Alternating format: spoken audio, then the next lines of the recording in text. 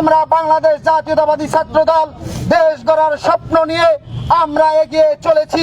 বাংলাদেশকে বিশ্বের দরবারে একটি মতামত প্রকাশের স্বাধীনতা এবং যার যার মতামত, যার যার দর্শন প্রকাশ্যে অত্যন্ত যৌক্তিকভাবে পালন করার স্বাধীনতা নিশ্চিত করার স্বপ্নে আমরা রাজপথে হাত মিলিয়েছি। তখনই আমরা কি দেখলাম? শহীদ ফরিদ ওসমান সাদি আজকে দুষ্কৃতিকারীদের গুলি বর্ষণের মাধ্যমে নিহত হয়েছে। প্রিয় সহযোদ্ধা বন্ধুগণ, আপনারা জানেন আজকে যখন আমরা হাদির মৃত্যুর সংবাদ শুনেছি তখন আমরা স্তম্ভিত হয়ে পড়েছিলাম। কি করব না, মিছিল করব না, বিক্ষোভ করব না, শোক র্যালি করব, আমরা ভেবে উঠতে পারছিলাম না। কেননা আমরা দেখেছি যখন বিচারের বাণী নিভৃতে কেঁদে উঠেছিল, যখন বাংলাদেশের মানুষের স্বাধীনভাবে কথা বলার অধিকার ছিল না, যখন বিগত তিনটি নির্বাচনে মানুষ তার ভোটের অধিকার নিশ্চিত করতে পারেনি, এই হাদির নেতৃত্বে বাংলাদেশ যখন স্বপ্ন দেখতে শুরু করেছিল যে বাংলাদেশ আবারও একটি গণতান্ত্রিক পন্থার দিকে অগ্রসর হবে, কিন্তু আপনারা কি দেখলেন? আমরা দেখলাম বিগত 15.5 বছর পর, দীর্ঘদিন পর মানুষের প্রত্যক্ষ ভোটের মাধ্যমে একটি নির্বাচন অনুষ্ঠিত হতে যাচ্ছে।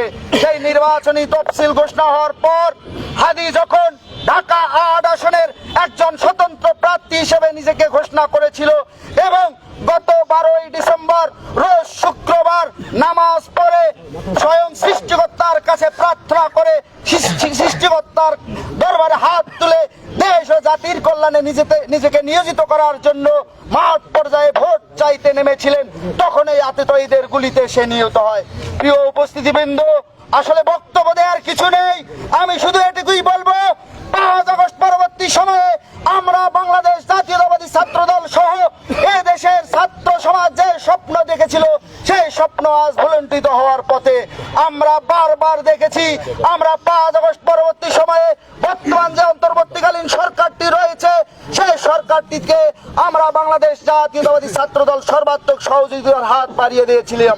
এবং আপনারা জানেন, এই যখন গত 11ই ডিসেম্বর ত্রয়োদশ জাতীয় সংসদ নির্বাচনের তফসিল ঘোষণা হয়, আমরা বাংলাদেশ জাতীয়তাবাদী ছাত্রদল ঢাকা বিশ্ববিদ্যালয় সহ সারা বাংলাদেশের বাংলাদেশ জাতীয়তাবাদী ছাত্রদলের নেতা কর্মী সমর্থকরা এই নির্বাচনকে স্বাগত জানিয়ে শুভেচ্ছা মিছিল করেছিল।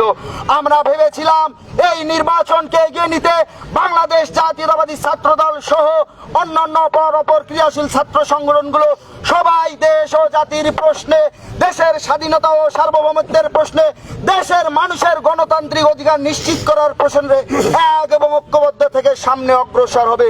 কিন্তু একের পর এক জুলাই আগস্টের যোদ্ধারা যদি এভাবে হত্যাকাণ্ডের শিকার হয় তাহলে আমাদের বুকে, আমাদের হৃদয়ে রক্তক্ষরণ হয়। বন্ধুগণ, বক্তব্য দীর্ঘায়িত করব না, অত্যন্ত ভারাক্রান্ত হৃদয়ে বলতে চাই, আমাদের হাদি ভাই আজ আমাদের মাঝে নেই। হাদি ভাই দৃষ্টান্ত স্থাপন করে গেছেন কিনা আমি দ্বিধান্বিত হয়ে যাচ্ছি।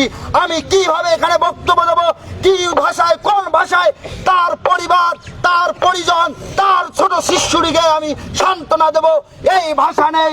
শুধু এটুকুই বলতে চাই, হাদি ভাইয়ের নাম এই বাংলাদেশের ইতিহাসে স্বর্ণাক্ষরে লেখা থাকবে। আমরা শহীদ হাদি ভাইকে কখনো ভুলবো না।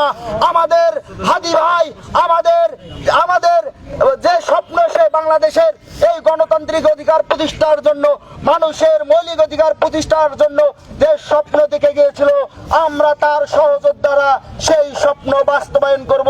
প্রিয় সহযোদ্ধা উপস্থিতিবৃন্দ, আপনারা ইতিমধ্যেই দেখেছেন প্রিয় সহযোদ্ধা হাদির একটি বক্তব্য আজকে সোশ্যাল মিডিয়ায় ভাইরাল হয়েছে।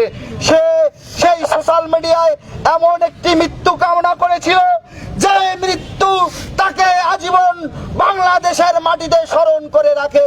কিন্তু বন্ধুগণ, হাদি হয়তোবা এই বাংলাদেশের জন্য তার জীবন উৎসর্গ করে দেওয়ার জন্য বিন্দুমাত্র পিছু হয়নি, কিন্তু তার সেই বাংলাদেশের জন্য জীবন উৎসর্গ দেওয়ার যে চিন্তা চেতনা, আমরা তাকে আজকে স্বাগত জানাবো, অবশ্যই স্বাগত জানাবো। কিন্তু বন্ধুগণ, স্বাগত জানাতে গিয়েও আমাদের হৃদয়ে রক্তক্ষরণ হচ্ছে।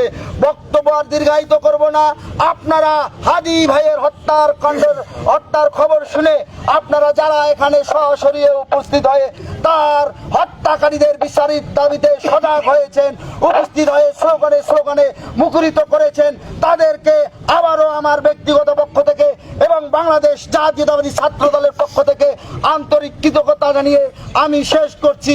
শহীদ শরীফ ওসমান হাদির আত্মার শান্তি কামনা করছি, স্বয়ং ঈশ্বরের কাছে বিনীতভাবে করুণা করছি।